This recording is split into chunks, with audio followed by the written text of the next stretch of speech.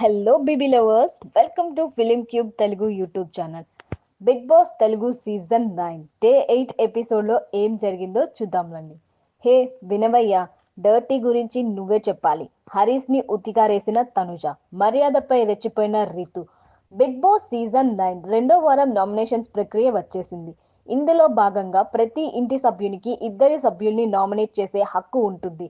మీరు ఈ ఇంట్లో ఉండేందుకు అర్హత లేదని భావించిన ఇద్దరి సభ్యుల్ని తగిన కారణాలు స్పష్టంగా చెప్పి నామినేట్ చేసి వారి ముఖానికి రెడ్ పెయింట్ ని పూయాల్సి ఉంటుంది అంటూ బిగ్ బాస్ అనౌన్స్ చేశాడు.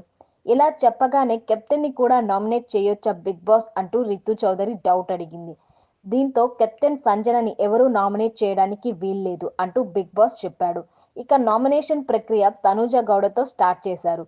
నా ఫస్ట్ నామినేషన్ వచ్చేసి హరిత హరీష్ గారు. ఎందుకంటే నాకు లాస్ట్ వీక్ హరిత హరీష్ గారి బిహేవియర్ నచ్చలేదు. ఆయన నా బిహేవియర్ గురించి మాట్లాడారు.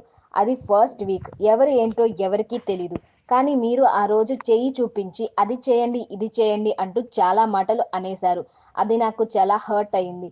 ఆ రీజన్తోనే మిమ్మల్ని నామినేట్ చేస్తున్నాను అంటూ తనుజ చెప్పింది. మీ ఫేస్లో చికాకు, అసహనం. దీనికి డిఫెండ్ చేసుకుంటూ హరిత హరీష్ పెద్ద స్పీచే ఇచ్చాడు. మనం ఆల్మోస్ట్ ఇక్కడ ఒకరికి ఒకరు స్ట్రేంజర్సే. అది ఫస్ట్ డే. మనకి కుకింగ్ వచ్చినప్పుడు ఆ ముందు రోజు ప్రియ పాపం తినాలనుకున్నప్పుడు మీకు ఫుడ్ వచ్చింది. అరే రైస్ ఉంటే ఫ్రైడ్ రైస్ చేయించుకొని తినేదాన్ని. ఇప్పుడు వండించుకుంటే మళ్ళీ మిగిలిపోతుంది. ఇబ్బంది పెట్టడం ఎందుకా అని ఒక ఆమ్లెట్ వేసుకొని తినేసింది ప్రియ అని హరీష్ అన్నాడు. ఇంతలో ప్రియ తినలేదు. నేను ఆమ్లెట్ వేసి తినమని ఫోర్స్ చేశాను అంటూ తనుజ కరెక్ట్ చేసింది. అదే మీరు చేశారు. ఒక ఆమ్లెట్ తిన్నది ప్రియ. ఓకేనా? కరెక్ట్గా చెప్పాలంటే సగం ఆకలితో పడుకుంది. మరుసటి రోజు మార్నింగ్ మీరు బ్రేక్ఫాస్ట్ చేశారు. నేను తినలేదు. మీ బాడీ లాంగ్వేజ్, మీ రియాక్షన్ చూస్తే మీకు పేషెన్స్ లేదు. చికాకు, అసహనం అంటాం కదా, అది మీ ఫేస్లో కనబడింది. అరే ఫస్ట్ డే ఒక చిన్నదానికి ఈ పంచాయతీ దేనికి? ఇష్యూ ఎందుకు? మీరు ఒక్క మాట నాతో మాట్లాడితే అయిపోయేది.